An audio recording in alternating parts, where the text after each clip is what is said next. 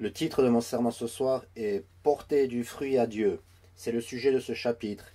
Et ce terme est utilisé maintes et maintes fois dans ce chapitre. Et je veux vous montrer ce soir à partir de l'Écriture que lorsque la Bible parle de porter du fruit à Dieu, ça se réfère à gagner d'autres personnes à Christ et sauver les gens. C'est ce que nous appelons gagner des âmes.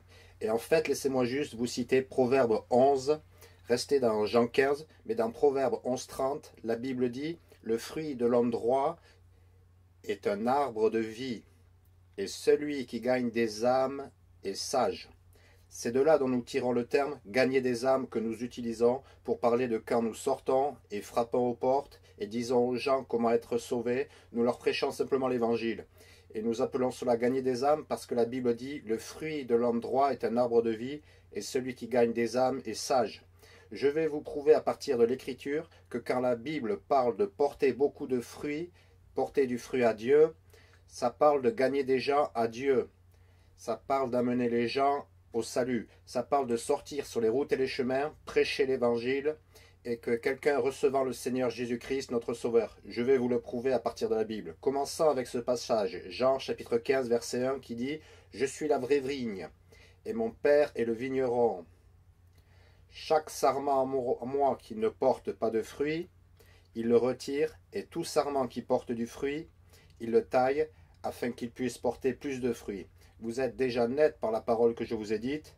Demeurez en moi, et moi en vous, comme le sarment ne peut pas porter de fruits de lui-même s'il ne demeure sur la vigne. Vous non plus, vous ne pouvez porter, à moins que vous ne demeuriez en moi. Je suis la vigne, vous êtes les sarments. Celui qui demeure en moi, et moi en lui, celui-là même porte beaucoup de fruits, car sans moi, vous ne pouvez rien faire. Si un homme ne demeure pas en moi, il est jeté dehors comme un sarment et il sèche, et on les ramasse et on les jette au feu, et ils brûlent. Lisez le verset 8. En ceci mon Père est glorifié, que vous portiez beaucoup de fruits, ainsi vous serez mes disciples. Maintenant, avant que j'entre dans ce serment, à propos de porter beaucoup de fruits et de vous montrer toutes les Écritures, laissez-moi commencer par traiter des fausses doctrines que certaines personnes vont tirer de ce chapitre et ils essayent de l'utiliser pour enseigner que vous pouvez perdre votre salut ou que si vous ne produisiez pas de fruits, vous n'êtes pas vraiment sauvé. C'est ce qu'ils vont essayer d'utiliser. Maintenant, premièrement, la Bible dit « Telle une épine qui rentre dans la main d'un homme ivre, tel est un proverbe dans la bouche des insensés. » Les paraboles peuvent être interprétées d'une variété de différentes façons, ce qui explique pourquoi nous ne devrions jamais baser notre doctrine sur une parabole. Nous devrions fonder notre doctrine sur les déclarations claires de la Bible. La Bible a tant de déclarations claires où y ancrer notre âme et être un fondement pour notre foi que nous ne devrions pas prendre une parabole et baser tout ce que nous croyons sur une parabole. Ce que nous devrions plutôt faire est de baser notre doctrine sur des déclarations claires. Ensuite, nous utilisons ces déclarations pour interpréter la parabole et pas vice-versa. Ne pas prendre une parabole et l'utiliser pour contredire un tas de déclarations claires. Vous commencez toujours avec ce qui est clair pour l'utiliser pour interpréter ce qui est un dicton obscur ou une parabole que Jésus-Christ a dit. Maintenant, dans cette parabole, il est dit que tout sarment qui porte du fruit, il la purge pour qu'elle porte plus de fruits. Cela parle concrètement de tailler l'arbre. Donc, s'il y a une branche pour porter du fruit, il la purge pour qu'elle porte encore plus de fruits. Et cette purge de notre vie serait Dieu enlevant le péché de notre vie et nous aidant en étant nettoyés et plus efficaces pour porter du fruit. Alors, ce que cela veut dire est que si nous sortons et gagnons des âmes à Jésus-Christ, je vais le prouver dans le sermon que ça fait référence à ça, que Dieu alors nous aidera à nettoyer d'autres domaines de notre vie. Maintenant, beaucoup de gens prennent ça à l'envers.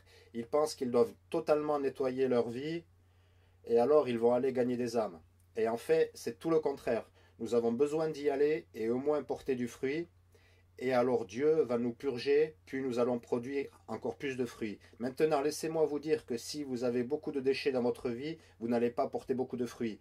Mais vous avez encore besoin de sortir et d'essayer de produire quelques fruits, parce que quand Dieu vous voit porter du fruit, il se dit qu'il y a ici une branche que je peux purger afin qu'elle puisse produire plus de fruits.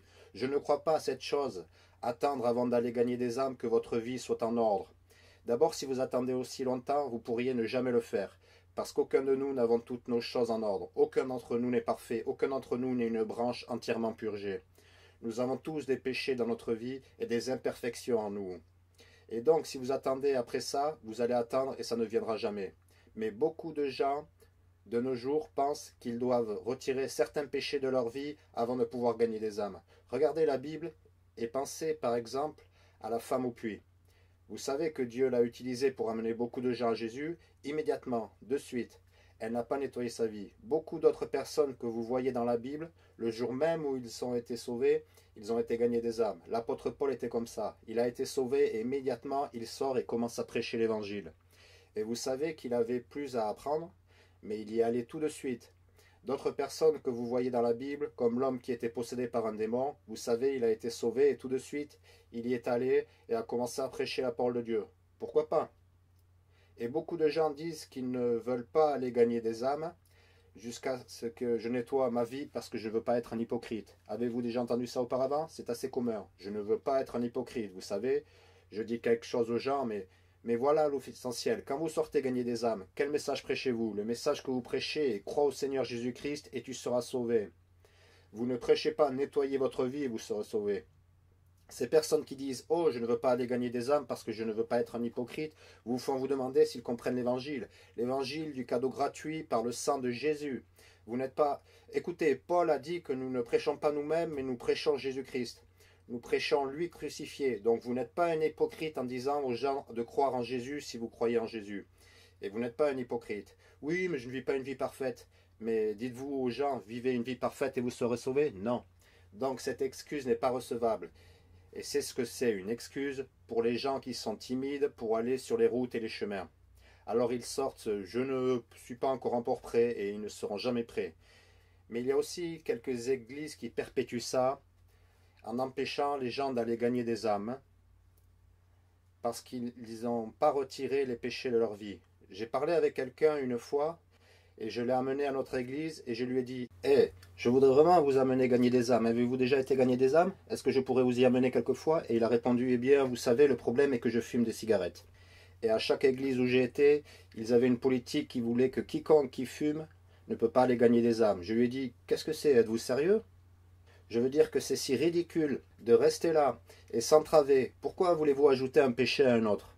Et écoutez, fumer des cigarettes endommage votre corps, c'est une habitude stupide, économisez votre argent, c'est mauvais pour vous et tout le reste, mais rester là et dire que parce que je vis avec un péché, alors je ferais mieux de ne pas aller gagner des âmes, c'est juste ajouter un autre péché. Vous savez, allez au moins gagner des âmes. Eh bien, vous savez, n'avez-vous pas peur que les gens n'aient pas l'air droit? C'est ce que les gens disent. Et ça va être une source d'embarras et de honte pour votre église. Pas du tout. Pas du tout, parce que personne dans cette église n'a une plus mauvaise réputation que moi. Non, je blague. Non, c'est juste une blague. Non, parce que voilà l'essentiel. Je n'ai pas honte, je vais gagner des âmes avec des gens qui ont l'air assez tordus. Et je n'ai pas du tout honte d'eux. Pourquoi devrais-je avoir honte d'avoir un nouveau croyant à côté de moi? D'avoir un nouveau bébé en Christ qui est éduqué et enseigné aux choses de Dieu. Vous savez quoi? Si je rentre dans une église et tout le monde a l'air parfait, et tout le monde se comporte bien, ça me dirait juste qu'ils n'ont intégré personne dernièrement. Et quand vous avez des gens qui ont l'air grossiers dans l'église, ça montre que ces gens ont été intégrés. Vous savez, peut-être que vous voyez des gens qui ne semblent pas tout à fait droits, et alors quoi? Je ne suis pas honteux à cause d'eux, pourquoi le serais-je? Vous savez, s'ils sont sauvés et que je suis sauvé, et j'ai déjà amené des personnes non sauvées gagner des âmes. Mais évidemment, ils ne font que de la conversation. Ce serait une hérésie, vous savez, s'ils prêchent une fausse doctrine. Mais j'ai amené quelqu'un qui n'était pas sauvé gagner des âmes. Juste en tant que partenaire silencieux, parce que je vais prêcher la parole et ils veulent entendre la parole. Et parfois, cette personne va être sauvée. Un de mes amis était en train de gagner des âmes et son père était venu visiter la ville et il a amené son père gagner des âmes et il s'avérait que son père n'était pas sauvé. Et il a donné l'évangile encore et encore tout au long de l'après-midi et au dernier tour où il a donné l'évangile, son père a dit qu'il allait prier aussi parce qu'il a réalisé en l'écoutant tout l'après-midi qu'il doit être sauvé. Il a réalisé qu'il n'était pas sauvé et il a prié là même, il a été sauvé et a été baptisé au service du soir. Donc vous savez, pourquoi ne pas y aller et juste prêcher l'évangile à quiconque veut l'écouter? Quelqu'un veut s'inviter? Venez sur le terrain. Et vous savez ce que nous faisons parfois, c'est gagner quelqu'un au Seigneur et il se joint à nous pour le reste de la journée d'évangélisation. Tout de suite, il met simplement ses chaussures et vient gagner des âmes avec nous. Et c'est un bon début pour une bonne vie de chrétienne. quand vous allez tout de suite gagner des âmes. Pourquoi? Parce que si vous portez du fruit, Dieu va vous purger pour que vous portiez encore plus de fruits. Et c'est comme ça que vous avez du succès en tant que chrétien. Mais puisque vous lisez ceci dans la parabole, il est dit, comme la branche ne peut pas porter du fruit d'elle-même, dans le verset 4, à moins qu'elle ne demeure dans la vigne, vous non plus ne le pouvez, à moins que vous ne demeuriez en moi. Je suis la vigne, vous êtes les branches. Celui qui demeure en moi et moi en lui, celui-là porte beaucoup de fruits, car sans moi, vous ne pouvez rien faire. Si un homme ne demeure pas en moi, il est jeté dehors comme une branche. Maintenant, écoutez, ceci est une parabole, c'est symbolique. Il est dit, il est jeté dehors comme une branche. Mais ensuite, il dit ceci, et les hommes les ramassent. Il est dit qu'elles se dessèchent, et les hommes les ramassent et les jettent dans le feu, et elles sont brûlées. Maintenant, beaucoup de gens vont prendre cela et l'assimiler à aller en enfer. C'est de cette manière qu'ils vont interpréter la parabole. Ils vont dire, quand les gars ramassent les branches et les jettent dans le feu, c'est une image de cette personne allant en enfer. Mais voici la réponse, ça ne peut pas être ce qui est dépeint, parce que nous avons un tas d'écritures claires qui parlent du fait que Jésus nous a donné la vie éternelle, qu'il ne va jamais nous laisser ni nous abandonner, que rien ne peut nous séparer de l'amour du Christ. Vous savez qu'il est impossible de perdre notre salut. C'est un autre serment lui-même, mais il y a une montagne d'écritures. Donc évidemment, si vous interprétez cette parabole de cette façon, alors vous avez la mauvaise interprétation parce que vous contredisez un tas de déclarations claires. Rien que dans le livre de Jean. Ce que dit cette parabole quand il est dit que la branche qui ne produit pas de fruits est desséchée et les hommes les réunissent et les jettent au feu, il est juste dit que c'est ce que l'on fait avec des branches mortes. On les jette à la poubelle et on les brûle pour s'en débarrasser. Et c'est ce que Dieu dit que si nous ne portons pas de fruits, nous lui sommes inutiles. Et c'est comme l'apôtre Paul disait, il a dit que je ne veux pas prêcher aux autres, être moi-même rejeté. Je ne veux pas être mis de côté. Et Dieu, par exemple, a mis de côté tout le peuple d'une nation, les Israélites. Parce que, souvenez-vous, Israël était le peuple élu de Dieu, mais quand ils ne portèrent plus de fruits, et il entre dans les détails dans Matthieu 21, Matthieu 22 et 23, dans tous ces chapitres, il revient toujours à ce thème, ils n'ont pas produit de fruits, il est venu à ce figuier d'Israël, en quête de fruits, il n'en trouva aucun, et qu'a-t-il fait? Il les a rejetés. Et vous dites, eh bien non, la Bible dit qu'il n'a pas mis de côté ces gens. Si, il rejeta tous ceux qui ne portaient pas du fruit. Parce qu'il a dit qu'il ne les a pas tous rejetés, parce qu'il y a un reste d'Israélites qui croient, et ce sont eux qui sont encore mon peuple. Donc, alors que disons-nous ici? Dans ce passage, nous voyons que Dieu n'a pas l'utilité de chrétiens qui ne portent pas du fruit. Il n'a pas besoin d'eux. Vous ne pouvez pas être, et je veux vous enfoncer ça dans la tête ce soir, vous ne pouvez pas être un bon chrétien sans porter du fruit. Point final. Vous ne pouvez pas. Si vous ne portez pas du fruit, ne me dites pas « Oh, je demeure dans le Christ, j'ai une merveilleuse relation avec le Seigneur Jésus-Christ ». Non, pas du tout. Parce que si vous demeurez en Christ, vous portez du fruit. Et si vous ne portez pas du fruit, vous êtes sans valeur dans le royaume de Dieu. En fait, Jésus a dit que si vous n'assemblez pas avec moi, vous dispersez. Il n'y a pas de neutralité dans ce domaine. Vous êtes soit quelqu'un qui prêche l'évangile, qui rassemble des gens pour le royaume de Dieu, vous êtes dehors récoltant la moisson, ou vous êtes passif. Vous êtes un poids mort. Vous n'êtes pas actif dans le royaume de Dieu. Quoi qu'il en soit, vous n'êtes pas utile. C'est pourquoi Jésus a dit que si vous me suivez, je ferai de vous des pêcheurs d'hommes. Ce qui me dit que si vous n'êtes pas un pêcheur d'hommes, vous ne suivez pas Jésus. Maintenant, je ne dis pas que vous n'êtes pas sauvés, parce que pour être sauvé, il vous suffit de croire en Jésus. Mais il y a une différence, et c'est l'élément clé que je veux pointer dans ce passage, il y a une différence entre être sauvé et être un disciple. Être sauvé contre être un disciple. Pensez à l'époque de Jésus. Combien de disciples avait-il? 12, d'accord? Puis il y en a eu 70 autres plus tard qu'il a envoyés. Et dans cette église primitive, combien de personnes y avait-il après 3 ans et demi de ministère? Ou dans cette église primitive, dans Actes chapitre 1, seulement 120 personnes. Voilà, 120. Mais combien de personnes ont été sauvées pendant le ministère de Jésus? La Bible dit des multitudes, des milliers furent sauvés, des milliers furent baptisés. Mais combien s'assemblaient dans cette église au début d'Acte 1? Seulement 120 personnes. Combien a-t-il appelé ses disciples qui lui étaient vraiment proches et disposés à le suivre partout où il irait? Seulement 12 d'entre eux. Ok? Donc il y a une différence entre être sauvé et être un disciple. Voilà une preuve de plus. Un de ses disciples n'était même pas sauvé. Ok? Donc ne considérez pas comme équivalentes ces deux choses. Et voilà pourquoi la Bible dit ici au verset 8, « En ceci mon Père est glorifié, que vous portiez beaucoup de fruits. Ainsi vous serez mes disciples. » Donc ceci parle d'être un disciple quand vous demeurez dans la vigne et que vous apportez beaucoup de fruits. C'est ce qui est considéré comme être un disciple de Jésus-Christ, parce qu'il dit que si vous me suivez, je ferai de vous des pêcheurs d'hommes. Vous ne pouvez pas suivre Jésus, vous ne pouvez pas être un disciple, vous n'êtes pas dans ce groupe, à moins que vous ne portiez beaucoup de fruits. Point final. Toutes les autres personnes sont sur la touche. Je veux dire qu'il y a des gens sauvés qui ne vont pas à l'église, et ils ne demeurent pas en Christ quotidiennement, ils ne lisent pas la parole, ils ne sont pas remplis de l'esprit, ils ne portent aucun fruit, ils ne sont pas des disciples de Christ. Juste parce qu'ils sont sauvés, ça n'en fait pas des disciples, ou quelqu'un qui suit le Christ et vit leur vie d'une manière qui lui est agréable. Maintenant, si vous le voulez bien, retournez en arrière de quelques pages jusqu'à Jean chapitre 12, parce que je veux vous enseigner au sujet de porter du fruit. Qu'est-ce que ça signifiait quand Dieu dit porter du fruit ou porter beaucoup de fruits? Bien, ici, dans Jean 12, verset 24, il est dit, « En vérité, je vous dis, si le grain de blé tombe dans la terre et ne meurt pas, il demeure seul. » C'est un mot-clé ici, demeure seul. Mais s'il meurt, il porte beaucoup de fruits. Ça parle de la reproduction des plantes. D'accord? Un épi de maïs, cette plante vivante est là, mais elle est seule par elle-même. Pour porter du fruit, elle doit tomber au sol et mourir.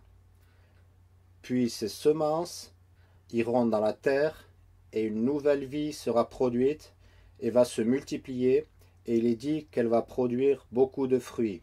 Jésus utilise cette symbolique jusqu'à mourir lui-même, puis il va porter beaucoup de fruits. Mais nous pouvons aussi l'appliquer ceci à nous-mêmes, car nous devons mourir à soi pour produire beaucoup de fruits. Et sur quoi je veux vraiment insister aujourd'hui, dans Jean 12, 24, est que porter du fruit est encore associé à la reproduction. Quel est le contraire de porter du fruit dans ce verset? Demeurer seul, d'accord? Donc si c'est juste, vous êtes sauvé, mais vous êtes juste sauvé et vous n'amenez personne au salut, c'est vous qui demeurez seul. Puis il y a porter beaucoup de fruits qui est vous-même vous reproduisant. Allez à Romains chapitre 7. Romains chapitre 7.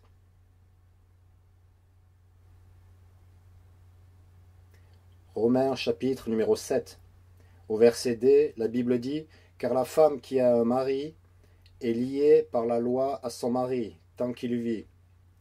Mais si le mari meurt, elle est délivrée de la loi de son mari. Ainsi donc, si pendant que son mari vit, elle se marie à un autre homme, elle sera appelée adultère. Mais si son mari meurt, elle est libérée de cette loi, de sorte qu'elle n'est pas adultère si elle se marie à un autre homme. C'est pourquoi, mes frères, vous aussi, vous devez mourir à la loi par le corps de Christ, afin que vous soyez mariés à un autre, à savoir à celui qui est ressuscité des morts, afin que nous portions du fruit pour Dieu. » Maintenant, dans cette écriture, dans le verset 4, nous voyons que cette parabole ou cette similarité est utilisée pour être marié à Jésus-Christ et porter beaucoup de fruits à Dieu. Maintenant, le fruit de ce blé qui tombe dans le sol fait plus de blé. Il se reproduit, il se multiplie. Nous, en tant qu'êtres humains, nous nous multiplions en ayant des enfants. C'est ce que, en revenant à la Genèse, Dieu dit à Adam et Ève. Fructifiez et multipliez-vous et remplissez la terre. Qu'est-ce qu'il leur a dit de faire? Avoir des enfants. Et il l'a même dit à la vie animale, fructifiez et multipliez-vous. Et même en parlant à la vie végétale dans Genèse 1, ayant la semence en lui-même, pour faire quoi? Pour se reproduire et pour enfanter d'après son propre genre. Et dans Genèse 1, c'est dit maintes et maintes fois, selon son espèce, d'après sa propre espèce, selon son espèce. Écoutez, pourquoi est-ce qu'en arrivant au Nouveau Testament, oublions-nous totalement ça? Et soudainement, nous ne savons plus ce que porter du fruit signifie. Porter du fruit et se reproduire selon notre propre espèce. Et même s'unir dans le mariage, souligne ceci, parce quel est le fruit de ma femme et moi étant mariés? Eh bien, s'aligner là-bas derrière. Une rangée entière de fruits alignés là-bas derrière. Ce sont les fruits du mariage. Voilà ce qui arrive quand un homme et une femme se reproduisent. Vous avez 8 enfants qui sont à notre image, voulant dire qu'ils nous ressemblent. ils ont notre apparence, ils ont des traits qui sont similaires aux nôtres, et pas seulement physiquement, mais aussi spirituellement, mentalement. Vos enfants sont faits d'après vous, parce que tout se reproduit selon sa propre espèce. Et donc, ce que nous voyons ici dans ce passage de Romains chapitre 7, est que porter du fruit à Dieu, spirituellement, est un effort d'équipe entre nous et Jésus pour reproduire et porter du fruit. Tout comme il a dit, vous devez demeurer dans la vigne, demeurer en moi, et vous porterez du fruit. Tout comme je ne peux pas porter du fruit sans ma femme, et ma femme ne peut porter du fruit sans moi. Ça va nécessiter deux d'entre nous pour porter du fruit. C'est la même chose pour gagner des âmes, pour gagner des gens à Christ. Je ne peux pas sortir et gagner des gens à Christ sans Jésus, sans l'Esprit Saint, d'accord? Parce que je dois avoir la parole, Jésus est la parole. La Bible parle du semeur semant la parole. La foi vient de ce que l'on entend vient de la parole de Dieu. C'est cette semence spirituelle de la parole, ok? Je dois avoir la parole de Dieu et je dois avoir le Saint-Esprit en moi, où je ne vais amener personne au salut juste en y allant sans le Saint-Esprit, sans aucun verset de la Bible, juste mes propres mots et ma propre force et ma propre sagesse. Je n'amènerai personne au salut. Mais tout autant que si je refuse d'y aller, si je reste à la maison, Dieu ne va pas aller sauver les gens sans moi. Quand Jésus était sur cette terre, il a été gagné des âmes parce qu'il était un être humain. Okay? Mais il a dit aussi longtemps que je suis dans le monde, je suis la lumière du monde. Il a dit que vous êtes la lumière du monde. Et Jésus-Christ, dit la Bible, nous a donné le ministère de la réconciliation.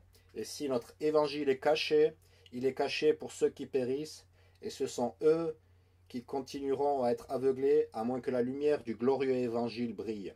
Et ainsi Dieu nous utilise pour gagner des âmes, et nous devons avoir Dieu pour gagner des âmes. Ça doit être les deux impliqués à la fois. C'est un effort d'équipe entre nous et Dieu afin de gagner les gens à Jésus-Christ.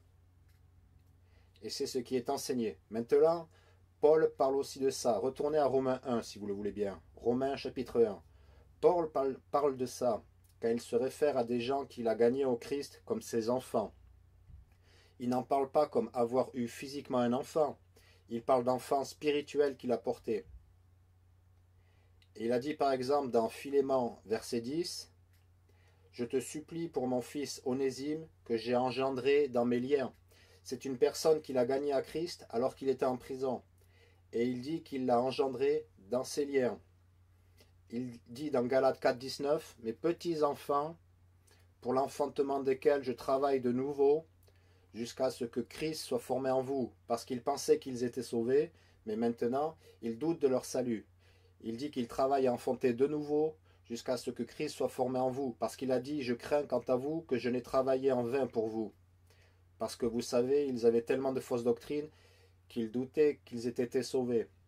Mais il disait aussi de Timothée, mon propre fils dans la foi. Il dit Tite, mon propre fils d'après la foi commune. Ces personnes ne sont pas ses enfants physiques, mais il y a des enfants spirituels parce qu'il les a gagnés à Christ. Il y a beaucoup plus d'écriture sur cela pour gagner du temps, je ne vais pas insister sur ce point. Mais lisez Romains 1. Vous dites, je suis sceptique, pasteur Anderson, je ne pense toujours pas que quand Jésus parle de porter du fruit en tant que chrétien, je ne pense pas qu'il parle de gagner les gens à Christ. Je pense qu'il vient de parler de vivre une bonne vie pour juste, vous savez, nettoyer votre vie. Je veux dire que c'est ce que la plupart des gens pensent.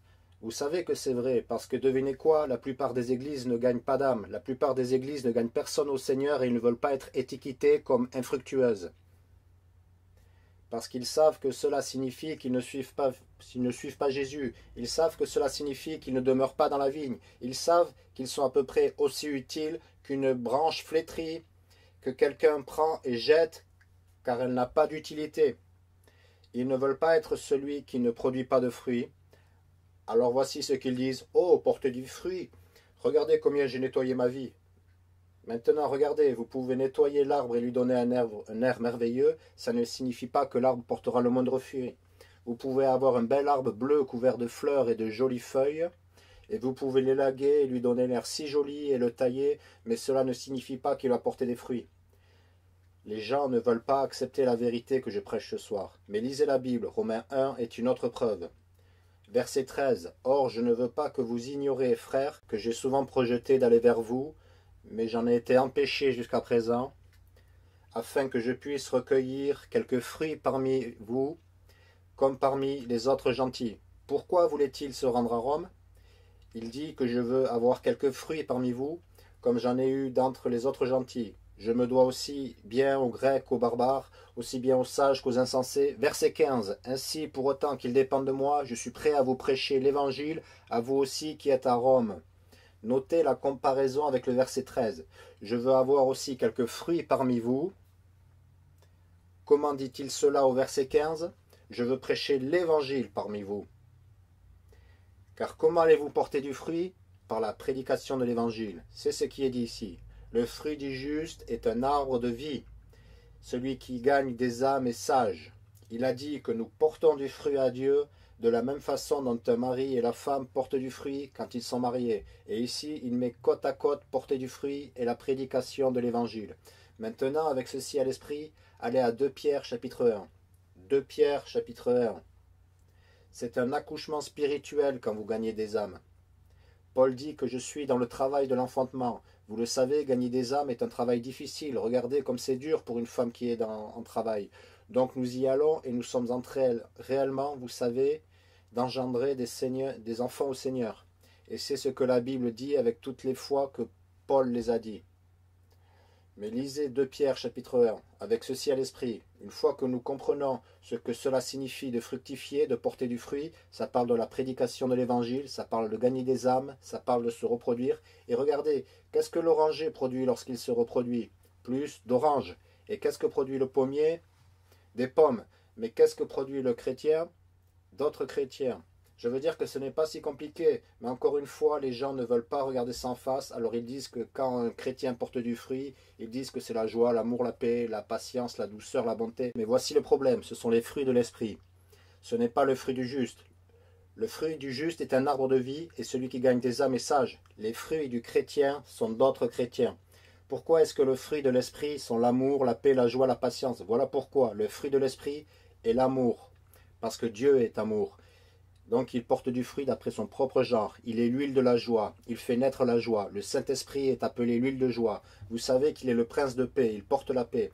Ce que je veux dire est que le fruit de l'Esprit ne doit pas être confondu avec nos fruits. Le Saint-Esprit vit à l'intérieur de nous. Et quand nous marchons dans l'Esprit, les fruits de ça sera une personne aimante, sera une personne joyeuse, sera une personne paisible, qui aura de la foi, qui sera une bonne personne, qui aura de la tempérance, de l'humilité. Ceux-ci sont les fruits de l'Esprit Saint demeurant en nous. Mais qu'est-ce que notre fruit? Quel est le fruit que nous enfantons? Ce sont d'autres croyants. Voilà ce que cela signifie de fructifier. Lisez 2 Pierre chapitre 1 avec cela à l'esprit. Il est dit au verset 5, « En outre, y apportant toute diligence, ajoutez à votre foi la vertu. Maintenant la foi est ce qui vous sauve, le point de départ, être sauvé, avoir la foi dans le Seigneur. » Mais il est dit, ajoutez à votre foi la vertu, et à la vertu la connaissance, et à la connaissance la tempérance, et à la tempérance la patience, et à la patience la piété, et à la piété la bonté fraternelle, et à la bonté fraternelle la charité. Car si ces choses sont en vous, et y abondent, elles ne vous rendraient ni stériles, ni infructueux dans la connaissance de notre Seigneur Jésus-Christ. Laissez-moi d'abord souligner que stérile et infructueux sont utilisés côte à côte. Et comment est-ce que la Bible appelle une femme qui ne peut pas avoir d'enfant? Stérile. Alors remarquez à nouveau que c'est de la reproduction dont nous parlons ici, la fécondité, stérile et infructueux. Maintenant, lorsque nous parlons d'être infructueux, il est dit ici que si nous avons cette liste de choses en nous, nous ne serons pas stériles et nous ne serons pas infructueux. Vous savez ce que cela me dit? Que si vous n'êtes pas un gagneur d'âme, si vous ne gagnez pas de personnes à Christ, si vous ne vous reproduisez pas spirituellement, si vous n'avez pas apporté un fils spirituel ou une fille spirituelle au Seigneur, quelque chose manque dans cette liste. Ça doit y être. Parce que Dieu a dit que si ces choses abondent en vous, il ne vous laissera pas être stérile ou infructueux. Donc il manque quelque chose. Voici ce que nous avons appris jusqu'à présent sur les gens qui ne portent pas du fruit pour Dieu. Nous avons appris que tout d'abord, ils ne demeurent pas en Christ.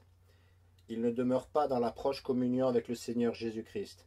Numéro 2, ils ne sont pas prêts à le suivre, parce que si vous le suivez, il va faire de vous un pécheur d'hommes. Que voyons-nous d'autre? Nous voyons qu'il manque quelque chose sur cette liste ici. Peut-être qu'il manque de vertu, peut-être qu'il manque juste de la connaissance. Ils ne savent tout simplement pas qu'est-ce que c'est que gagner des âmes, et je pense que c'est le cas pour beaucoup de gens. Il manque juste de connaissance. C'est là où j'en étais étant jeune, parce que je me rappelle avoir grandi avec un désir brûlant de sauver des gens. Et j'ai même demandé à mon chef de la section jeunesse, étant adolescent, pouvons-nous sortir et sauver des gens, prêcher l'évangile? Et j'ai aussi essayé, mais j'ai été ignorant. Et je n'avais pas étudié la Bible. Je ne vais pas m'excuser moi-même, l'information était juste là, j'aurais pu la trouver, mais je n'avais pas la connaissance. Et donc je me souviens que je voulais essayer de donner l'évangile à mes amis à l'école. Je suis allé à l'école publique et j'ai donné l'évangile à mes amis, mais je l'ai mal fait. Voilà comment je l'ai mal fait. Je n'ai pas utilisé la Bible. Je n'ai pas utilisé le verset. Je n'ouvrais pas la Bible pour leur montrer les Écritures. Je ne citais même pas les Écritures. Je les expliquais juste avec mes propres mots. Je voulais simplement essayer d'expliquer à mes amis ce que cela signifiait être sauvé et je n'ai même pas fait un très bon travail en cela. Mais je ne me soucie pas de combien mon travail était bien. Si je n'utilise pas la parole de Dieu, ça n'a aucun pouvoir. La puissance est dans la parole. Le semeur sème la parole. La semence est dans la parole. Il n'y aura pas cette immaculée conception qui a lieu quand vous allez gagner des âmes sans la Bible. Non, il vaut mieux avoir la semence. Vous savez, pour ces 8 enfants qui sont alignés là-bas, il y avait une semence qui a fait que cela se produise. Si la graine n'avait pas été là, ces enfants ne seraient pas là. Voilà pourquoi gagner des âmes sans la parole de Dieu ne fonctionne pas. J'avais du zèle pour Dieu, mais sans connaissance. Je voulais sauver les gens, j'essayais de sauver des gens. J'essayais même d'obtenir des conseils des dirigeants dans l'église. Je suis allé voir mon chef de la section jeunesse pour lui dire « Pouvez-vous m'apprendre? Pouvez-vous m'y amener ?» Il était tellement désemparé de ne pas pouvoir m'enseigner à gagner des âmes, parce qu'il ne savait pas gagner des âmes. Par conséquent, j'ai été infructueux pendant une longue période dans mon travail chrétien. Ensuite, vers 17 ans, je suis allé dans une église qui m'a donné la connaissance et m'a enseigné et m'a envoyé et m'a donné les outils pour aller de porte en porte gagner des gens à Christ. Ensuite, une fois que j'ai commencé à gagner des gens en porte à porte, alors j'ai commencé à gagner des gens dans ma vie privée et au travail, la famille, les amis, et c'est parti de là. Je pouvais porter beaucoup de fruits. À Dieu soit la gloire. Tout se faisait à travers la puissance de l'Esprit Saint. La Bible dit ici, ajoutez à votre foi à la vertu la connaissance, à la connaissance la tempérance, à la tempérance la patience. Il manque quelque chose quand vous ne portez pas du fruit. Peut-être la connaissance est manquante. Vous ne savez pas ce qu'il en est de gagner des âmes. Vous ne savez pas comment le faire. La grande chose est que si vous venez à l'une de nos sorties d'évangélisation de notre église, il y aura quelqu'un qui a les connaissances nécessaires pour vous emmener et vous montrer les ficelles du métier. Il y a aussi des vidéos de démonstration, tout ça. Toute personne qui est ici ce soir, ce n'est pas une excuse pour vous de manquer de connaissances. Qu'en est-il de la patience? Certaines personnes manquent de patience. Ils disent « Oh, j'ai essayé de gagner des âmes ». Ils ont essayé pendant 1 heure, ils ont essayé 2 heures, ils ont essayé pendant 5 heures, et cela n'a pas fonctionné, ils ont abandonné là-dessus. Ils manquent de patience, parce que nous devons apporter patiemment du fruit et y consacrer le temps et les efforts et être frustrés et échouer et échouer et échouer. Les gens nous répondent non, et ils nous répondent non, et ils ne sont pas sauvés, ils ne sont pas sauvés, et nous continuons avec patience, et en leur saison, nous récolterons si nous ne perdons pas courage. Vous sauverez des gens si vous continuez à semer. Et il n'est pas dit, celui qui va et pleure portant la précieuse semence reviendra peut-être en se réjouissant. Non, il est dit, il reviendra en se réjouissant, en portant ses gerbes avec lui. Si vous sortez avec la parole de Dieu et gagnez des âmes, les gens seront sauvés. N'importe qui dit que gagner des âmes ne fonctionne pas, je lui réponds non, tu ne fonctionnes pas. Vous ne faites pas le travail, parce que si vous faisiez le travail, les gens seraient sauvés. Soit l'évangile n'est pas prêché, soit l'évangile a perdu son pouvoir. Ce sont les deux seules options quand les gens ne sont pas sauvés. Soit l'évangile n'est pas prêché, soit l'évangile a perdu son pouvoir. Quelle autre option pourrait-il y avoir? Dieu dit que ça va marcher. Dieu dit que sa parole a le pouvoir. Dieu a dit que l'évangile de Jésus-Christ est la puissance de Dieu pour le salut. Dieu a dit que si nous allons en pleurant et portant la semence, nous allons sans aucun doute, aux gens de peu de foi, pourquoi avez-vous doté? Sans aucun doute, il reviendra à nouveau en se réjouissant, apportant ses gerbes avec lui. Quoi d'autre pourrait-il manquer? Eh bien, la piété pourrait manquer. Vous savez quoi? Je pense que beaucoup de fois, la bonté et la charité manquent. La bonté et la charité pourraient être ce qui manque. Si vous sortez et que vous êtes brusque avec les gens, vous pourriez ne pas gagner beaucoup d'âmes à Christ. Peut-être que c'est ce qui manque. Mais qu'est-ce que la charité? La charité est l'amour. Si nous avons de l'amour dans nos cœurs et nous nous soucions de... Regardez le mot charité. Voici un autre mot qui vient de la même racine. Caritatif. La charité. Vous voyez comme ils sont tous les deux faits de la même racine? Prendre soin, d'accord? La charité. L'amour des autres. Vous savez quoi? Si vous n'aimez pas les autres personnes, vous allez être infructueux parce que vous ne vous préoccupez pas suffisamment d'aller leur donner l'évangile. Vous ne vous suffisez pas assez de prendre du temps, d'aller sur place et faire le travail. Si vous avez de la charité, vous avertiriez les gens. Si vous aimez les gens, vous irez gagner des âmes de sorte que vous pouvez voir comment manquer de ces choses peut vous conduire à être infructueux dans votre vie. Que faire si la tempérance est ce qui manque? La tempérance est la maîtrise de soi. Vous savez quoi? Ensuite, vous allez tomber dans toutes sortes de dépendances et toutes sortes d'autres choses qui vont étouffer la parole et vous rendre stérile. Allez à Matthieu 13. Matthieu 13. Qu'est-ce qui rend les gens infructueux? Qu'est-ce qui fait qu'ils ne gagnent personne au Christ et qu'ils ne sauvent personne? La Bible dit, dans Matthieu 13, qu'il existe différents types de sols où la parole est semée. Et il parle de gens qui portent du fruit. Certains 30, certains 60 et certains 100. Il parle d'autres personnes qui ne produisent pas du tout de fruits. Maintenant, quand on parle de 30, 60 et 100, qui devrait vous montrer là que nous ne parlons pas d'amour, de joie et de paix, parce que ce ne sont pas des valeurs numériques. 30 amour, ma joie est à environ 50 en ce moment, je suis à peu près à 80 sur l'échelle de la paix en ce moment. Cela n'a pas de sens. Mais qu'en est-il si nous allons avec ce que nous avons vu dans la Bible au sujet de ce que cela signifie que de porter du fruit? Maintenant, appliquons cela à 30, 60 et 100. Est-il censé de dire que 30 personnes ont été sauvées? Je suis allé gagner des âmes au cours des années ou des mois, ou quelle que soit la période de temps, en fonction de combien d'efforts vous y mettez et où vous êtes allé. Et vous pourriez dire que 30 personnes ont été sauvées. J'ai gagné 60 personnes au Seigneur dans ma vie, ou j'ai gagné 100 personnes à Christ. Cela ne fait-il pas parfaitement sens? Parce que vous pouvez vous reproduire. Je peux mettre un chiffre sur ma fécondité. 8 enfants qui sont alignés là-bas. Les fruits qui sont restés, d'accord? Mais on ne peut pas quantifier certaines de ces autres choses que les gens vont essayer de faire passer comme le fruit du chrétien. Mais vous pouvez quantifier le salut. Maintenant, il est dit dans Matthieu 13, 18, « Vous donc écoutez la parabole du semeur. Lorsqu'un homme entend la parole du royaume et ne la comprend pas, alors vient le malin et il ravit ce qui était semé dans son cœur. C'est celui qui a reçu la semence le long du chemin. Maintenant, ce gars n'est même pas sauvé, parce qu'il entend la parole de Dieu et ne la comprend même pas. Maintenant, gardez votre doigt dans Luc 8, parce que parfois il est utile de comparer les 4 évangiles et regarder les choses sous un angle différent. Cette même parabole se trouve dans Luc 8. Maintenant, dans Luc 8, nous allons commencer cette parabole au verset 11. Il est dit, gardez votre doigt dans Matthieu 13 parce que je vais y aller revenir. Luc 8 dit cela. Or voici ce qu'est la parabole. La semence est la parole de Dieu. Ceux tombés le long du chemin sont ceux qui l'entendent, puis vient le diable et il enlève la parole de leur cœur, de peur qu'ils ne croient et soient sauvés. Donc ces personnes ne sont pas sauvées, n'est-ce pas? Parce que avant qu'ils aient une chance de croire et ne soient sauvés, le diable enlève ce qui a été semé dans leur cœur. Comment est-ce que le diable est capable de faire cela? Parce qu'ils ne comprennent pas ce qu'ils entendent. Beaucoup de gens, quand ils entendent l'évangile, ne le comprennent pas. Et ce qui arrive est que le diable vient et enlève ce qui a été semé dans leur cœur, à moins qu'ils ne croient et soient sauvés, est-il dit. D'accord? Maintenant, regardons le groupe suivant. Nous pouvons le faire ici dans Luc 8, parce que nous sommes ici. Il est dit, ceux tombés sur le roc, verset 13, sont ceux qui, quand ils l'entendent, reçoivent la parole avec joie, mais ceux-ci n'ont pas de racines et croient pour un temps, et au temps de la tentation, ils abandonnent. Maintenant, certaines personnes vont essayer de déclarer que ces gens ne sont pas sauvés. Mais voici la chose à ce sujet. Vous niez le fait qu'une personne soit sauvée quand elle reçoit la parole de Dieu avec joie et croit? Quoi d'autre, je vous prie, devez-vous faire pour être sauvé? La Bible dit, mais à tous ceux qui l'ont reçu, rappelez-vous qu'il est cette semence, le semeur sème la parole, Jésus est la parole, mais à tous ceux qui l'ont reçu, à eux il a donné le pouvoir de devenir les fils de Dieu, c'est-à-dire à ceux qui croient en son nom. Lorsque vous recevez la parole de Dieu avec joie et croyez, vous êtes sauvés. Vous êtes un fils de Dieu.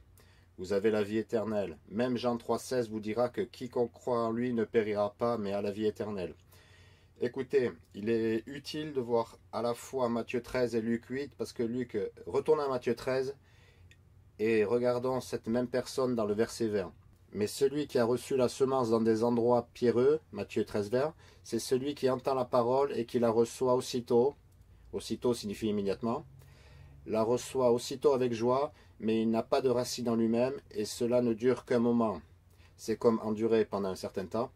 Et lorsque la tribulation ou la persécution survient à cause de la parole, aussitôt il est offensé. Ceci est exactement ce contre quoi Jésus nous a avertis dans Jean 16, quand Jésus dit à ses disciples « Je vous ai dit ces choses afin que vous ne soyez pas offensés. » Il a dit « Écoutez, vous allez être jetés en prison, vous allez être battus, vous allez être chassés des synagogues. » Il a dit « Je vous avertis afin que vous ne soyez pas offensés. » Puis à la fin de Jean 16, il dit « Je vous ai dit ces choses afin que vous puissiez avoir la paix en moi. Vous aurez de la tribulation dans le monde. Mais ayez bon courage, j'ai vaincu le monde. » Jésus dit qu'il nous prévient à propos des persécutions et des tribulations que vous allez subir, de sorte que vous ne soyez pas offensés. Il dit cela à ses disciples. Il dit cela aux chrétiens sauvés en leur disant qu'il ne veut pas qu'ils soient offensés quand la persécution et la tribulation viendront. N'est-ce pas exactement cela qui est dit dans Matthieu 13? Il est dit au verset 21, « Mais il n'a pas de racine en lui-même, et cela ne dure qu'un moment. Et lorsque la tribulation ou la persécution survient à cause de la parole, aussitôt il est offensé. » Les plantes ont un système racinaire important dans de nombreux cas, qui va les garder en sécurité face à toutes les tempêtes auxquelles elles sont confrontées. Mais d'autres plantes, parce que le sol est très caillouteux, elles n'ont pas de racines en elles-mêmes. Fondamentalement, elles essayent d'enfoncer leurs racines vers le bas et elles rencontrent ce sol caillouteux. Et donc les racines poussent sur le côté et sont très peu profondes. L'Arizona est un endroit où nous pouvons comprendre cela. Par exemple, parfois dans une tempête, vous verrez des arbres chuter partout. Parfois, ça ne sera même pas aussi intense qu'une tempête. Et pourtant, vous voyez des arbres couchés partout dans l'Arizona. Pourquoi? Parce que l'Arizona est un endroit très caillouteux. L'Arizona a toutes sortes d'endroits qui sont vraiment secs et durs, comme un roc, ou même tout simplement rocheux. Et ces arbres ne disposent pas souvent de profondes racines qui descendent en profondeur. Et donc, quand la tempête arrive, ils sont renversés ou emportés parce qu'ils ne possèdent pas ce système de racines qui descend en profondeur, d'accord? J'avais un arbre dans ma maison. Et je pensais que ce fut le cas avec cet arbre parce qu'une grosse tempête est venue et c'était un arbre géant. C'était le plus grand arbre de toute ma cour. Cet arbre s'est affaissé. Mais il ne s'est pas affaissé complètement. Il est tombé comme ça. Puis il s'est appuyé contre ma maison. Nous regardions ça en nous demandant comment la maison pouvait avoir stoppé cet arbre géant. Parce qu'habituellement, quand un arbre géant chute sur une maison, il va taper dans le toit et le fracasser, notamment un arbre de cette taille. Pourtant, l'arbre était tombé et s'était juste arrêté là. Nous avons pensé que c'était une maison costaud. Et nous avons loué le Seigneur. Dieu merci, ça n'a pas détruit notre maison, ça n'a pas du tout détruit le toit, super. Puis quand j'ai commencé à étudier ça plus avant, j'ai commencé à tailler certaines des branches et j'ai coupé la branche qui avait l'air de le tenir debout. J'ai coupé tout ça et l'arbre avait encore ce même angle. Et j'ai pensé que ce n'était pas la maison qui le tenait debout, c'était les racines. Il y avait une partie du système racinaire qui était peu profond, qui a été arrachée, mais la racine principale était encore sécurisée. Donc cet arbre était tombé et j'ai tout découpé autour et la racine était très fermement ancrée. Finalement, j'ai coupé tout l'arbre jusqu'à la souche. Nous nous sommes débarrassés de l'arbre et il restait la souche. Frère Géry était là et Corben, je pense que vous étiez là aussi, lorsque nous avons travaillé là-dessus. La première chose que nous nous sommes dit était que comme cette chose était déjà tombée, peut-être que nous pourrions y attacher une chaîne et essayer de tirer dessus avec la fourgonnette de Géry et de voir si cela va l'arracher pour pouvoir s'en débarrasser. Et ça n'a pas bougé. Alors j'y suis allé avec une pelle et j'ai creusé et creusé et j'ai trouvé encore plus de racines, des grosses racines géantes qui allaient profondément. Et j'ai continué à creuser, creuser, creuser et descendre vraiment profondément. Puis j'ai pris ma tronçonneuse pour couper ces racines géantes. Mais il y avait encore d'autres racines géantes. J'ai abandonné. Ensuite, nous avons essayé de l'attacher à l'arrière de notre camionnette avec des chaînes, debout sur l'accélérateur, ça n'y a rien fait. J'ai creusé, creusé, creusé, coupé, coupé, coupé. Finalement, nous sommes arrivés au point où nous avions coupé toutes les racines et nous avions simplement tiré dessus avec la camionnette et les chaînes pour le sortir. Je veux dire que ce truc n'allait pas bouger comme ça. Vous savez quoi? Dans la tempête, ça a un peu faibli, mais ça n'aurait pas continué. Il a fallu faire beaucoup pour l'avoir. Tous les chevaux d'un moteur n'ont même pas pu le bouger. Pourquoi? parce qu'il avait des racines profondes. Voilà comment nous voulons être en tant que chrétiens. Nous voulons avoir nos racines au plus profond, ne pas être juste un vagabond dans un christianisme papillonnant qui vient d'une racine qui est si peu profonde. Nous connaissons à peine la Bible, nous ne sommes pas vraiment attachés à l'église où nous allons, nous ne sommes pas vraiment ancrés en profondeur dans la parole de Dieu ou la maison de Dieu ou quelque chose comme ça. Ensuite, le plus petit vent vient et nous dégringolons sur la route. Écoutez, voilà ce dont cela parle. Les gens tombent. À quoi cela se réfère? Les gens qui sont sauvés, ils vont à l'église, ils sont enthousiastes d'être à l'église, puis dès qu'ils rencontrent une opposition ou des problèmes, ils quittent l'église. Écoutez, nous pourrions raconter, mais on ne va pas le faire, nous pourrions raconter des histoires. Dans ces souvenirs, tout le monde qui a été dans une église peut penser à des gens qui étaient vraiment zélés et enthousiastes pour servir Dieu et gagner des âmes et faire de grandes choses, qui sont finalement tombés. Et aujourd'hui, ils ne vont plus du tout à l'église. Aujourd'hui, ils sont dans une église libérale ou ils sont juste dans une autre église, mais ils ne gagnent pas d'âme. Et ils réchauffent juste un banc quelque part. Voilà ce que dit la Bible quand elle parle des gens qui tombent. Ce sont des gens qui ne sont pas fructueux. Ils ne produisent pas de fruits. Pourquoi? Ils n'étaient pas assez profondément enracinés. Quel est l'autre problème avec les gens qui ne possèdent pas de racines? Et non seulement ça, ces gens qui sont dans les endroits caillouteux sont des gens qui commencent même à douter. Car ils parlent, ils croient pour un temps, mais ensuite ils commencent à douter. Ils vont dire, eh bien, je ne crois plus vraiment de cette façon, de la façon dont ils pensent. Ils sont toujours sauvés, mais ils commencent à douter de la parole de Dieu et doutent de la prédication qu'ils ont appris des gens qui les ont gagnés à Christ.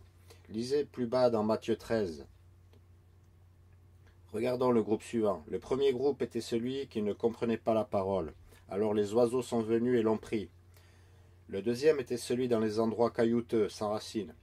Il est dit au verset 22, « Et celui qui a reçu la semence parmi les épines, c'est celui qui entend la parole, et les soucis de ce monde et la séduction des richesses étouffent la parole, et il devient infructueux. » Lisez Luc 8.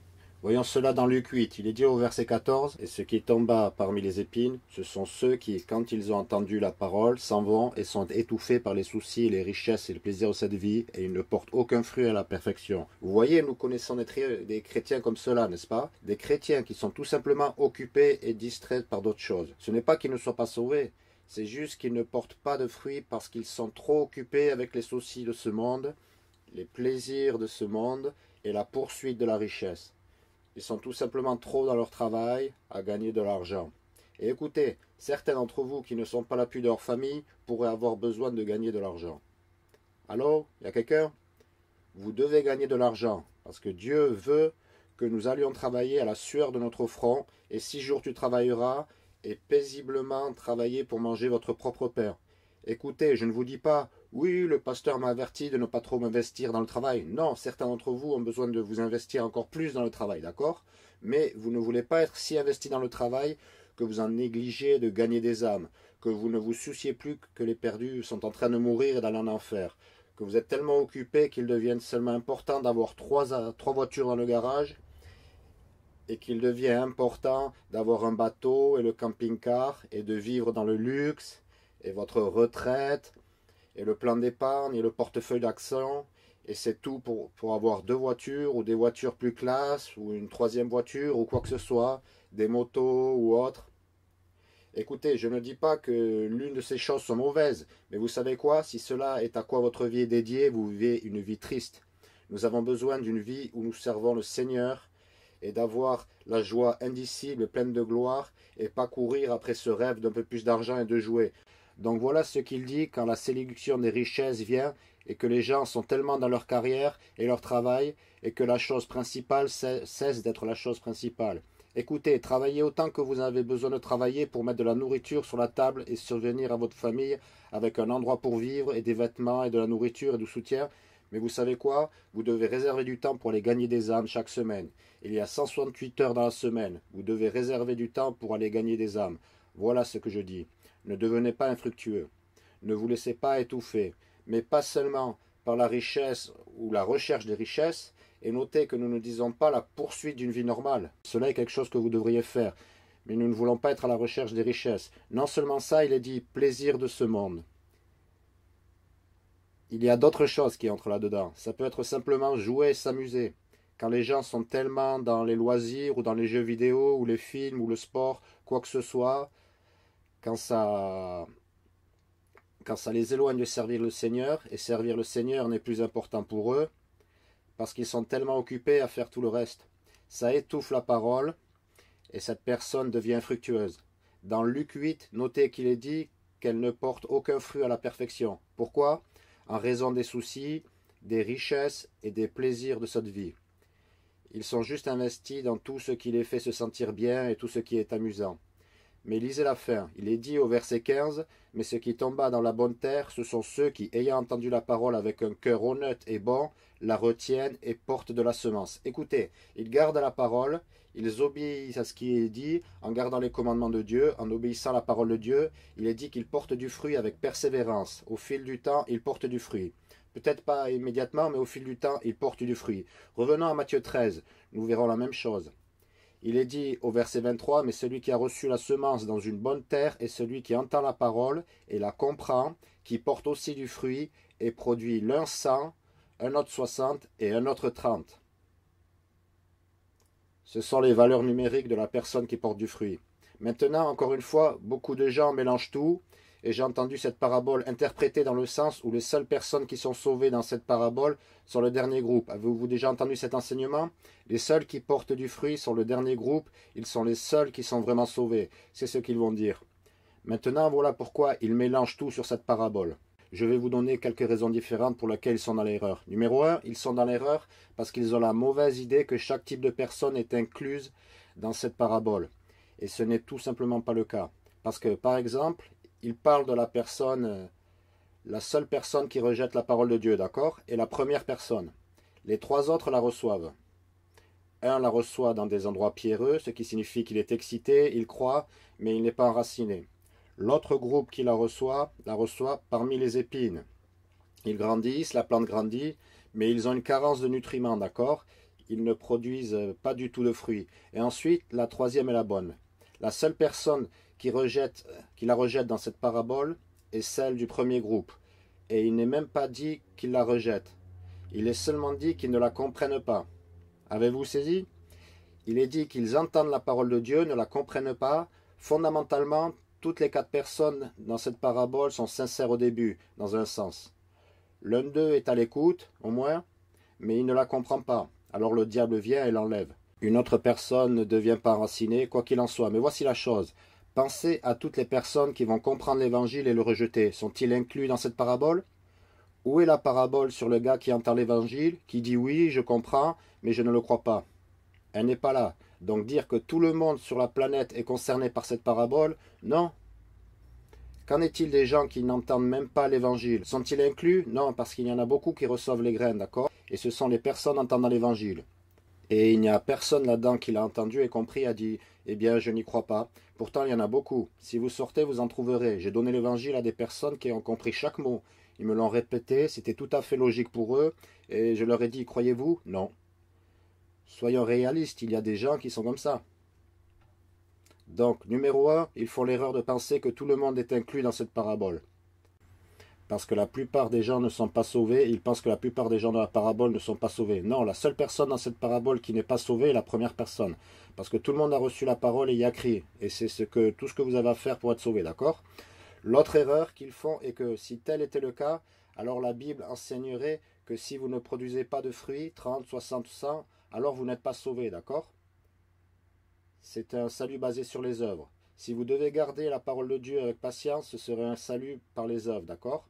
Mais pas seulement ça, permettez-moi même de vous le prouver en utilisant juste les mathématiques qu'il n'est pas possible que tous ceux qui sont sauvés portent du fruit. Même les mathématiques vous diront que ceci est faux.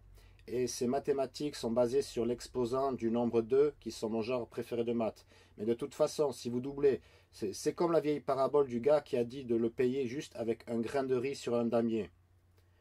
Mettez un grain de riz sur la première case, puis mettez 2 grains de riz sur la deuxième case, puis continuez en doublant 1, 2, 4, 8, 16. Lorsque vous arrivez à la dernière case, à la 64e case, vous en aurez 18,44 milliards de milliards. c'est avec quoi vous vous retrouverez, à ce que j'ai compris, parce que c'est 2 à la puissance 64, d'accord? Donc voici le déroulement. Si vous supposez que vous avez commencé avec 1, d'accord, peut-être que ce n'est que la moitié, mais l'essentiel est que quand vous le doublez, ça va atteindre un nombre astronomique que vous ne pouvez même pas imaginer. Donc appliquons ça à gagner des âmes. Testons la théorie selon laquelle chaque personne qui est sauvée va enfanter au moins 30 fruits. Voilà ce que disent ces gens qui l'interprètent mal. Disons que tout le monde va enfanter au minimum, parce que certains 30, certains 60, certains 100, d'accord? De sorte que le minimum ici est de 30. D'accord? Donc partons avec ce nombre de 30. Disons que chaque personne sauvée va gagner 30 personnes au Seigneur. D'accord? Voici pourquoi ça ne fonctionne pas mathématiquement. Car supposant qu'il y a seulement une personne sauvée sur la planète tout entière, nous savons qu'il y en a beaucoup plus que ça, mais juste pour cette réflexion, nous allons dire qu'il n'y a qu'une seule personne qui soit sauvée sur la planète. Et disons que pendant l'année entière, elle va gagner des âmes chaque semaine, pendant toute l'année, et elle a seulement une personne de sauvée. Maintenant, c'est une très faible attente, d'accord? Mais elle est sortie à une personne de sauvée. Ou peut-être est-elle allée gagner des âmes seulement une fois par mois, une fois à l'occasion, mais disons qu'elle sort et obtient une personne de sauvée dans l'ensemble de l'année, d'accord? Puis la deuxième année, combien de personnes sont maintenant sauvées? Ce n'est pas si compliqué que ça, les amis. Non, non. 2 personnes. Parce que la première année, imaginons que je suis la seule personne qui soit sauvée et je sors et je gagne une personne au Seigneur la première année. Nous ne parlons pas d'un rendement à vie ici. Seulement la première année, je gagne une personne au Seigneur. Maintenant, il y en a 2 d'entre nous qui sont sauvés, d'accord? Maintenant, à 2, nous allons aller gagner des âmes parce que je vais gagner cette personne au Seigneur et je vais lui apprendre à être comme moi. Je porte du fruit, je me reproduis d'après ma propre espèce. Et je suis un gagneur d'âmes, je vais faire de toi un pêcheur d'hommes comme moi. Puis nous 2, nous allons gagner des âmes toute l'année et nous aurons chacun seulement une personne de sauvée. J'en ai sauvé une, il en a sauvé une. À la fin de l'année 2, nous en avons 4, d'accord? Alors qu'est-ce que nous avons? 2 à la puissance 2, ou 2 au carré. La troisième année, nous doublons à nouveau. Les 4, nous allons sauver une personne chacun, nous en avons 8, ce qui est 2 à la puissance 3. En passant, j'avais raison à propos du nombre du dernier. 18,4 milliards de milliards, parce que c'est 2 à la puissance 64, parce que sur le premier carré, c'est 2 à bon, je sais pas. Quoi qu'il en soit, je complique peut-être trop. Je m'embrouille moi-même. Mais pensez-y, maintenant, nous sommes à la troisième année, nous allons rester simples. La troisième année, nous avons 8 chrétiens dans le monde entier. Maintenant, est-ce que nous sommes une machine à gagner des âmes? Non. Nous sommes impressionnants. En 3 ans, 8 personnes sauvées. Bien. Sommes-nous une des églises s'accroissant le plus en Amérique? Nous en avons rallié 8 en 3 ans. Sommes-nous l'église qui grandit le plus vite en Amérique? Non. Est-ce que quelqu'un est impressionné? Non. Mais alors que nous sortons la 4e année, et tout ce que nous faisons est juste sauver une personne, écoutez, est-ce trop vous demandez, chrétien, de gagner une personne au Seigneur dans l'ensemble de l'année? C'est assez réaliste, je pense. Très réaliste. Ok, donc dans la 4e année, nous en avons 16. Nous doublons, d'accord? La 5e année, 32. La 6e année, 64. Les gens pensent toujours que cela est une croissance lente, d'accord? Mais ensuite, ça monte à 128, 256, 512. Et après 10 ans d'efforts, après une décennie, nous avons 1024 personnes de sauvées. C'est un nombre substantiel. Et non seulement ça, nous n'avons pas seulement eu 1024 personnes de sauvées, nous avons 1024 qui sont tous des gagneurs d'âmes. Voilà une église assez incroyable, hein? Une église de 1024 gagneurs d'âmes après 10 ans d'efforts. Maintenant, nous sommes une église formidable. Même si nos débuts étaient humbles, d'accord? Nous continuons à doubler. 2024, nous doublons à 2048 et nous continuons à doubler. Écoutez-moi, quand nous arriverons à la barre des 20 ans, nous aurions plus d'1 million de personnes sauvées. Juste si chaque chrétien, juste en commençant par une personne sauvée, seulement, et si chaque chrétien gagne seulement une personne au Seigneur pendant l'année, nous n'avons pas fait une grande campagne télé, nous ne sommes pas allés à la radio, à la télévision, ou des croisades géantes dans les stades de baseball. Non, nous sommes allés un par un pour gagner une personne au Seigneur chaque année, pendant toute l'année. Voilà tout ce que nous avons fait, ainsi qu'enseigner à cette personne à faire la même chose que nous faisons, pour être un gagneur d'âme. Après 20 ans, nous en aurions plus d'1 million. Et après 30 ans, nous en aurions plus d'1 milliard. Maintenant, combien de personnes vivent dans le monde aujourd'hui? À peu près 8 milliards, d'accord? Quelque chose comme ça. Alors disons que c'est 8 milliards, d'accord? Pensez à ça. Après 34 ans, d'accord? 33 ans en fait. Après 33 ans, chaque personne dans le monde entier serait sauvée. Et si nous ne commencions pas avec une seule personne, si chaque chrétien qui est un chrétien sauvé en ce moment sur la terre allait gagner une personne par an au Seigneur, cela arriverait plus tôt. Ça se produirait en quelques années que le monde entier soit sauvé. Maintenant, la question est-ce que le monde entier est sauvé? Non. Vous savez ce que cela prouve? Que 99% des chrétiens ne gagnent personne au Seigneur. Voilà ce que cela prouve. Car si chaque chrétien en avait enfanté 30, alors cela voudrait dire qu'en 30 ans, ils en auraient sauvé 30, un par an, et le monde entier aurait été sauvé tout un tas de fois, mais depuis. Maintenant, nous savons que le monde entier ne sera jamais sauvé, parce que certaines personnes rejettent l'Évangile. Bien sûr, la plupart des gens rejettent Dieu, de sorte que ce n'est pas le sujet. Le sujet est que lorsque vous regardez les chiffres, voilà ce que vous apprenez. Gagner des âmes, ça marche. Dieu était très intelligent quand il nous a dit d'aller gagner des gens à Christ, les baptiser, puis leur apprendre à observer tout ce qui nous a été commandé, parce que si nous pouvons nous reproduire et enfanter d'après notre propre nature et leur apprendre à observer ce que nous observons, nous pouvons facilement gagner le monde entier au Christ. Oui, au moins donner l'évangile à tous. Ça n'arrive pas et ça n'arrivera jamais, et la raison pour laquelle cela ne va jamais arriver est que 99% des chrétiens ne font rien du tout pour gagner des âmes.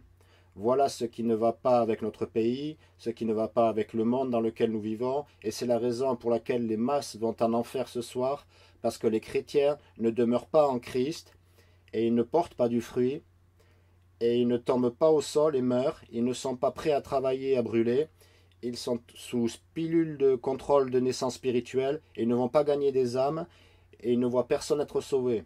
Vous dites, eh bien, on ne va pas sauver le monde entier. Mais vous savez quoi? Nous devrions expérimenter dans cette église une croissance exponentielle où nous nous multiplierions considérablement. Regardez, notre église a près de 10 ans.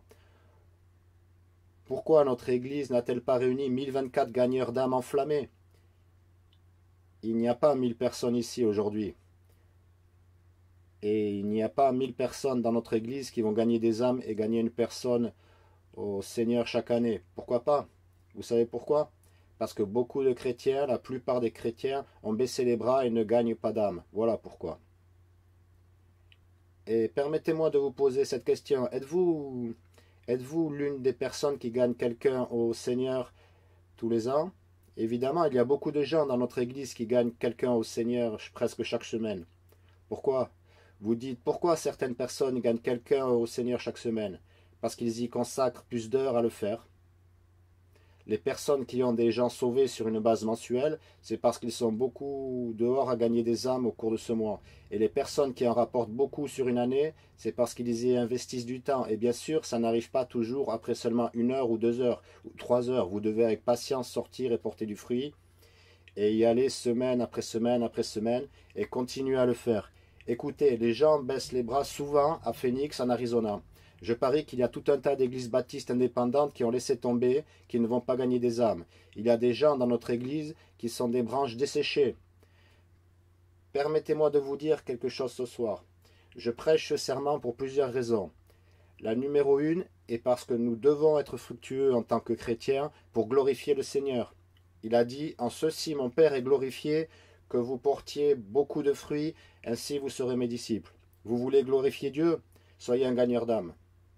Numéro 2, les gens sont en train de mourir et d'aller en enfer. Nous devons être des gagneurs d'âme. Gagner des âmes fonctionne. Quiconque dit que ça ne fonctionne pas ne comprend pas les maths et ne comprend pas la Bible et ne veut tout simplement pas y aller, se retroucher les manches et faire le travail parce que c'est un travail difficile. Pourquoi est-ce que je prêche ce soir?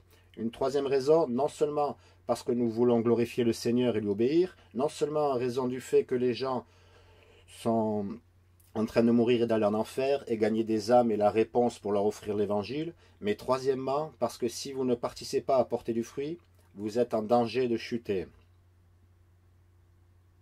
Je ne dis pas que vous allez perdre votre salut, vous ne pouvez pas perdre votre salut, c'est par la foi, c'est la vie éternelle, vous ne périrez jamais, mais vous êtes en danger de rétrograder et de quitter l'église et de vous faire lessiver et vous pourrez même ne plus être ici dans quelques années. Vous dites, eh bien, je suis ici maintenant, je suis un membre de l'Église, je ne vais pas gagner des âmes, mais je suis un membre actif de l'Église. Vous savez quoi? Je vous souhaite de rester aussi longtemps que possible, mais honnêtement, je prédis que si vous n'allez jamais gagner des âmes, je prédis que vous allez chuter.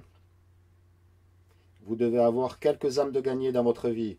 Et beaucoup de gens me disent, eh bien, vous savez, mon évangélisation n'est tout simplement pas du porte-à-porte. Vous entendez des gens dire, mon évangélisation, ce n'est pas du porte-à-porte, pasteur Anderson. Ce n'est pas que je sois stérile. C'est juste que mon évangélisation n'est pas du porte-à-porte. Mon évangélisation est de donner l'évangile dans ma vie quotidienne, aux gens que je croise et les gens que je rencontre, mes amis, la famille, les proches, mes collègues de travail. Voici le problème avec ça. Généralement, ça n'arrive pas vraiment. Ça sonne bien en théorie, que vous gagnez juste des gens au Seigneur dans votre vie personnelle et que vous êtes constamment à donner l'évangile aux gens partout où vous allez. Et vous savez quoi? Si vous le faites vraiment, si vraiment vous marchez dans la rue, que vous rencontrez des gens et vous les arrêtez pour leur donner l'évangile, et vous arrêtez les gens dans toutes sortes de domaines de la ville et vous êtes en train de donner l'évangile à tout le monde dans votre famille, à tout le monde dans votre travail et toutes ces choses différentes, vous savez quoi? Eh bien c'est génial, vous portez du fruit, magnifique. Mais vous savez quoi? Vous et moi savons que cela ne se passe pas et que ça arrive une fois tous les 36 du mois. Écoutez, c'était ma philosophie quand j'étais adolescent. Demandez-moi combien de personnes j'ai gagné au Seigneur. La réponse est zéro. Je suis sorti gagner des âmes en porte-à-porte. Et puis vous y allez de façon régulière chaque semaine. Et vous prenez du temps. Et c'est là que j'ai commencé à avoir des personnes qui étaient sauvées en allant gagner des âmes en porte-à-porte. Et alors, après que je sois devenu bon dans ce domaine, et que j'en ai pris l'habitude, et que Dieu m'ait purgé, et que j'ai porté plus de fruits, alors je suis arrivé au point où je gagnais des âmes dans ma vie quotidienne. Écoutez, nous devrions avoir les deux dans notre vie, parce que Dieu nous a dit de prêcher l'évangile à toute créature. Chaque créature ne travaille pas toute à votre boulot. Très bientôt, vous allez manquer de parents pour leur donner l'évangile, à moins que vous ne soyez les hispaniques et que vous ayez 5 millions de cousins au deuxième et au troisième degré, d'accord? Vous ne serez jamais à court de famille pour leur donner l'évangile, très bien. Donnez-leur à tous jusqu'à que Jésus vienne. Lorsque nous parlons en tant que caucasiens, disant quelque chose à propos de notre famille, nous parlons des frères et des sœurs, maman et papa et nos enfants. Parfois, quand les hispaniques parlent de leur famille, c'est une famille vraiment étendue. Il y a des cousins au troisième degré, c'est une grande famille.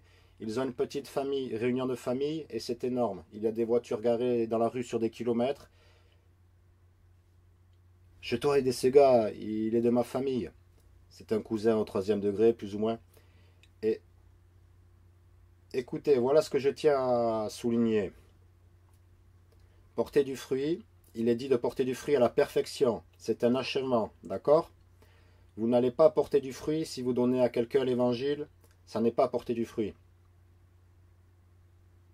Vous portez du fruit quand une personne est sauvée. Comprenez-vous cela? Juste donner à quelqu'un l'évangile n'est pas porter du fruit. Obtenir que quelqu'un soit sauvé, c'est porter du fruit. D'accord? Ce serait comme si je me mariais et que j'ai une relation physique avec ma femme, je dis, eh bien, j'ai planté la graine. Mais cela signifie-t-il que des fruits ont été produits? Les fruits sont produits quand le bébé est né. Et quand cette personne est née de nouveau, c'est du fruit qui est produit. Mais juste dire, j'ai planté la graine, donc j'ai été fructueux, vous ne regarderez pas quelqu'un qui n'a pas d'enfant en disant, oh, cette personne est fructueuse. Il est évident que le mari a planté la graine. Non, cela ne le fait pas fructifier jusqu'à ce que la reproduction suive son cours et qu'arrive l'enfant. Maintenant vous dites, eh bien vous savez, je suis une femme et je suis physiquement stérile. Que dois-je faire? C'est là où la patience arrive. Regardez toutes les femmes qui étaient physiquement stériles. Elles ont attendu après le Seigneur et finalement Dieu leur a répondu et elles ont eu un enfant alors qu'elles attendaient avec patience. Même chose avec l'évangélisation. Le parallèle est là. Alors ne me dites pas, eh bien je plante juste des graines. Voilà ce que je fais. Cela ne va pas mettre un bébé dans la crèche. Eh bien je plante juste les graines. Écoutez, voici la chose. Si vous ne gagnez pas des gens au Seigneur, vous faites quelque chose de mal, parce que la Bible dit, celui qui va et pleure portant la précieuse semence reviendra en se réjouissant en portant ses gerbes avec lui. Ne vous contentez pas de cet échappatoire du «Oh, eh bien, vous savez», et certaines personnes ne vont même pas exposer un plan de salut complet à quelqu'un. Ils vont à peine lâcher quelques indices de Jésus et ils vont s'en aller en disant c'était mon témoignage de la journée. Mon ami, Jésus sauve. Dieu te bénisse. Oh, je suis tellement heureux d'être venu assister ce gars-là. Nous avons mis la barre si bas pour le témoignage. Ou que dites-vous de ça? Je ne l'ai pas ici, mais qui l'a? Allons-y. Voici mon témoignage pour aujourd'hui. L'ami, lis ça plus tard. Cela n'est pas gagner des âmes. Cela ne porte pas du fruit. Ça n'est pas oui, mais j'ai planté la graine. Ce n'est pas pertinent. Où est votre fils dans la foi? Où est votre fille dans la foi? Où est la reproduction? Où est le fruit que vous avez porté spirituellement aujourd'hui? Vous avez besoin d'y aller et de ne pas simplement dire « Eh bien, je plante juste des graines ». Non, vous avez besoin d'y aller et de gagner quelqu'un au Christ. Vous dites « Eh bien, je ne peux pas contrôler s'ils sont sauvés ou non ». Vous pouvez amener le cheval à la rivière, mais vous ne pouvez pas le forcer à boire. Oui, mais devenez quoi? Si vous y allez et que vous en passez en revue tout le plan du salut à quelqu'un avec votre Bible, quelqu'un va être sauvé. Et si vous n'avez personne qui est sauvé, c'est que vous ne traversez pas l'ensemble du plan du salut avec les gens à l'aide de votre Bible. Je parle d'expérience. J'ai été sauvé quand j'avais 6 ans, mais je n'ai pas été fructueux jusqu'à l'âge de 17 ans. Pourquoi? Parce que quand j'étais enfant et adolescent, on m'a donné un plan de salut partiel sans la Bible. Et dès que j'ai commencé à ouvrir ma Bible, en passant par tout le plan complet du salut, en expliquant tout et en montrant toutes les Écritures, alors j'ai commencé à avoir des personnes sauvées. Peut-être pas instantanément, mais finalement ça va arriver. Et donc je ne veux pas que vous soyez stérile ou infructueux parce que j'ai peur que vous rétrogradiez. Je crains que vous soyez mis de côté. Je crains que vous chutiez parce que vous êtes juste un point mort. Vous devez sortir gagner des âmes. Je remercie Dieu que la grande majorité des gens dans notre église vont gagner des âmes. Loué soit le Seigneur pour cela, merci Dieu pour cela. Écoutez, il n'y a aucune excuse pour ne pas aller gagner des âmes dans cette église, parce que nous avons tous ces moments différents. Nous nous réunissons dans différentes parties de la ville, et si rien de cela ne vous convient, vous pouvez trouver quelqu'un, moi y compris, qui vous emmènera à un autre moment pour aller gagner des âmes. Il n'y a aucune raison d'être stérile et infructueux. Il est temps de faire pousser les racines. Il est temps de mettre de côté quelques-uns des plaisirs et les soucis et les richesses qui vous ralentissent peut-être et de se réserver un certain temps pour y aller. Je ne sais pas quoi faire, le partenaire silencieux. Tout ce que vous avez à faire est de venir à une sortie et nous allons vous mettre avec une grande bouche qui va faire tout le travail. Tout ce que vous avez à faire, c'est vous balader. Voilà où ça commence. Vous apprenez, vous acquérez de la connaissance, puis très bientôt vous serez en train de dire « Laissez-moi faire la porte à côté ». Je fais la porte d'à côté. Et c'est un jour glorieux quand vous faites cela. Courbons la tête et un mot de prière. Père, nous vous remercions beaucoup, Seigneur, de nous avoir donné ce ministère, Seigneur. Parce que le ministère de la réconciliation, la tâche de sortir gagner des âmes est un travail si honorable que vous nous avez donné. Vous nous avez donné un but majeur dans la vie où nous pouvons réellement faire quelque chose de valeur éternelle. Nous pouvons récolter une moisson d'âme au salut et hériter du salaire et des récompenses, Seigneur, pour le travail que nous faisons, ce que personne ne pourra jamais nous enlever, car la richesse est dans le ciel, pas à la bourse sur cette terre. Seigneur, je prie que chacune des personnes dans cette salle aujourd'hui disent « Vous savez quoi, je vais être sérieux à propos de gagner des âmes. Je ne veux pas être infructueux, je veux gagner quelqu'un au Seigneur. » Venant aux sorties pour gagner des âmes, ouvrant la bouche hardiment pour faire connaître le mystère de l'Évangile. Dans le nom de Jésus, nous prions. Amen.